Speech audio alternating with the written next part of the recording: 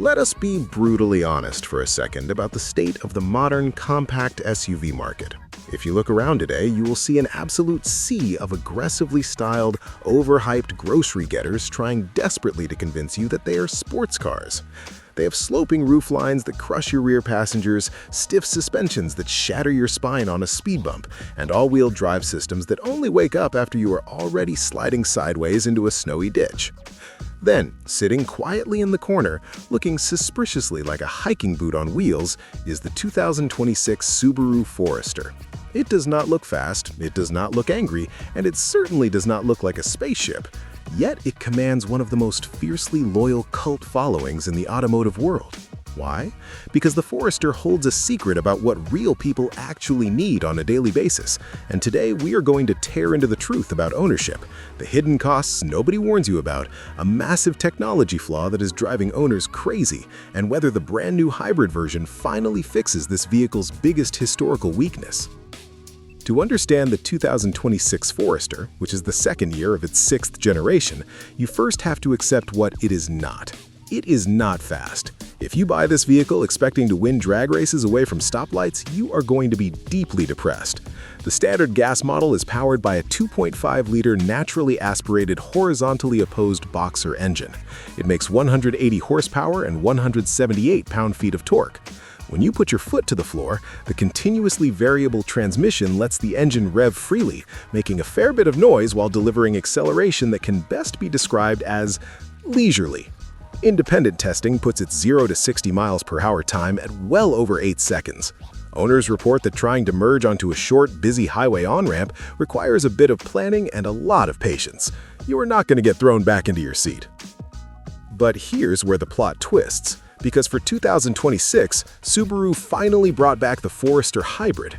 This is the headline upgrade everyone has been waiting for. It pairs a specially tuned 2.5-liter engine with electric motors and a lithium-ion battery to bump the total output to 194 horsepower. It gives you that immediate electric torque off the line, which makes city driving feel significantly punchier and smoother. More importantly, it achieves an estimated 35 miles per gallon combined, delivering a massive driving range of up to 581 miles on a single tank. It essentially cures the Forester of its historically mediocre city fuel consumption, giving you a 40% improvement in efficiency without forcing you to plug it into a wall. Now, you might be thinking that a Toyota RAV4 hybrid or a Honda CR-V hybrid gets slightly better fuel economy. And you would be right. But here is the massive, undeniable advantage that Subaru holds over those two giants: the all-wheel drive system. The RAV4 and the CR-V generally use front-wheel drive biased systems, and on their hybrids, they often rely on a separate electric motor to power the rear wheels only when the computer senses slip. It is a reactive setup. The Forester hybrid, on the other hand, keeps Subaru's legendary mechanical symmetrical all-wheel drive system complete with a physical driveshaft. Power is sent to all four wheels all the time, proactively gripping the road before conditions get bad. Whether you are dealing with a torrential downpour, an unplowed mountain pass, or a muddy trail, the Subaru system is vastly superior and noticeably more confident. It is the difference between hoping you do not get stuck and knowing you will not. And if you actually do plan on leaving the pavement behind, the highly anticipated Wilderness trim has finally moved over to the new 6th generation platform for 2026. This is not just an appearance package with some fancy badging. Subaru actually re-engineered it for the dirt. They raised the suspension to give it a class-leading 9.3 inches of ground clearance, up from the standard 8.7 inches. They gave it an upgraded transmission cooler, which drastically increases the towing capacity to 3,500 pounds, meaning you can actually pull a decent-sized camper, whereas the standard Forester taps out at a meager 1,500 pounds. They also shortened the final drive ratio for better low-speed crawling and improved the approach angle to 23.5 degrees and the departure angle to 25.5 degrees. Wrap all that up with standard all-terrain tires and underbody skid plates, and you have a compact crossover that can genuinely embarrass traditional off-roaders on the trail. Yet, the brilliant thing about the Forester is that it does not punish you when you get back on the highway. thanks to a chassis that is 10% stiffer than the previous generation and steering components derived directly from the sporty Subaru WRX sedan, it feels planted and secure. Ride comfort is incredibly smooth, soaking up potholes and broken city streets with ease. Furthermore, Subaru actively listened to years of owner complaints about road noise. For this new generation, they packed the inner frame with structural adhesive and sound-deadening materials, resulting in a nearly 40% reduction in noise coming through the roof. While its boxy shape still catches some wind at 80 miles per hour, you no longer have to shout at your passengers to be heard. Speaking of the cabin, stepping inside the Forester is like taking a breath of fresh air. Instead of a dark, claustrophobic bunker with tiny slit windows, the Forester gives you an upright seating position surrounded by massive panes of glass. Owners affectionately refer to this as the fishbowl effect, and it results in the absolute best outward visibility in the segment. Blind spots practically do not exist. The interior space is vast, boasting up to 110.8 cubic feet of passenger volume. Backseat passengers have incredible legroom and headroom, making it a brilliant road trip vehicle for tall adults. When it comes to cargo, dropping the rear seats gives you a cavernous 74.4 cubic feet of space. While the cargo space behind the second row is slightly smaller than the RAV4 on paper, coming in at 29.6 cubic feet, the Forester's extra-wide, perfectly square rear hatch opening makes loading bulky items like furniture or camping gear incredibly easy. However, we need to talk about the elephant in the room, the technology. And this is where the ownership experience gets highly controversial. In the center of the dashboard on almost every trim level sits a massive 11.6-inch vertical touchscreen. On the surface, it looks modern. It gives you wireless Apple CarPlay and Android Auto, and it declutters the dashboard. But in the real world, this screen is driving some owners absolutely crazy. If you browse through owner forums, the #1 complaint is system lag. When you first start the car, the computer takes anywhere from 15 to 30 seconds to fully boot up and respond to your touch. That might not sound like a long time until you are sitting in a freezing cold or boiling hot car tapping the screen frantically because Subaru decided to bury the climate controls inside the digital display.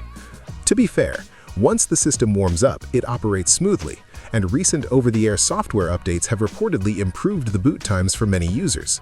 But the fact remains that marrying critical vehicle controls to a tablet that behaves like an outdated smartphone is a massive frustration that you have to experience on your test drive before you sign any paperwork.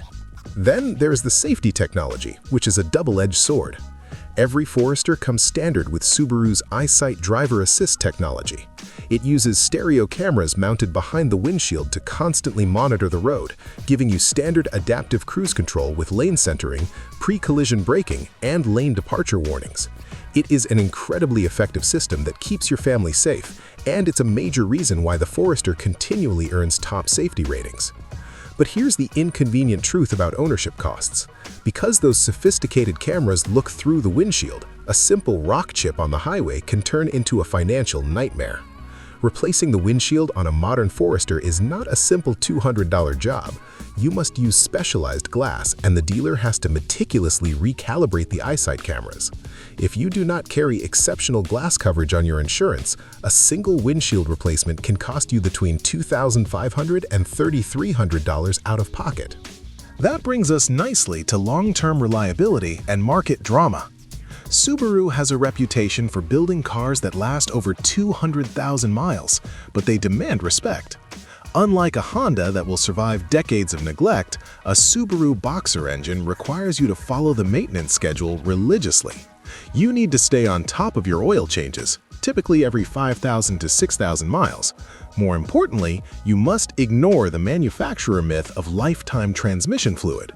If you want that continuously variable transmission to survive past 100,000 miles without needing a massive multi-thousand-dollar rebuild, you must pay a specialist to drain and refill that fluid every 30,000 to 60,000 miles, particularly if you are towing or dealing with heavy stop-and-go city traffic. On average, you can expect to pay around $8,610 in maintenance and repairs over the first 10 years of ownership. That is slightly higher than the segment average, but it is a small price to pay for the sheer capability the vehicle offers. When you sit down and look at the buying logic, the Forester's value proposition is incredibly tough to beat. The base model starts at just $29,995. The sweet spot premium trim, which gets you the big screen, a panoramic moonroof, and heated seats, comes in around $33,385. If you want the much improved premium hybrid, you're looking at $34,730. Even the top-tier touring hybrid barely breaks $41,500. Compare that to a Toyota RAV4 or a Honda CR-V, where you have to pay a premium just to get their inferior all-wheel drive systems, and the Subaru starts looking like an absolute steal. Add in the fact that the Forester holds its resale value better than almost anything else on the road, losing only around 33% of its value over 5 years, and the financial math heavily favors the Subaru. So, does the 2026 Subaru Forester make sense in the real world? Absolutely. It is not a vehicle you buy to show off, and it is certainly not a vehicle you buy for the thrill of acceleration. It is a highly engineered, deeply practical appliance built to make your daily commute comfortable and your weekend adventures entirely stress-free. It provides world-class visibility, unbeatable all-weather traction, and with the new hybrid powertrain, the fuel economy finally matches the utility. Yes, the infotainment screen requires the patience of a saint during startup, and replacing a cracked windshield will make you want to cry, but those are compromises worth making for a vehicle that will confidently carry your family through the worst conditions Mother Nature can throw at it. Now the real question is this: would you be willing to deal with a slightly laggy touchscreen and leisurely acceleration to get standard, full-time mechanical all-wheel drive? Or do you think the slightly better fuel economy and quicker interface of a Honda CR-V or Toyota RAV4 make them the better overall buy? Drop your thoughts, debates, and ownership stories down below and let us know which of these compact titans really deserves your hard-earned money.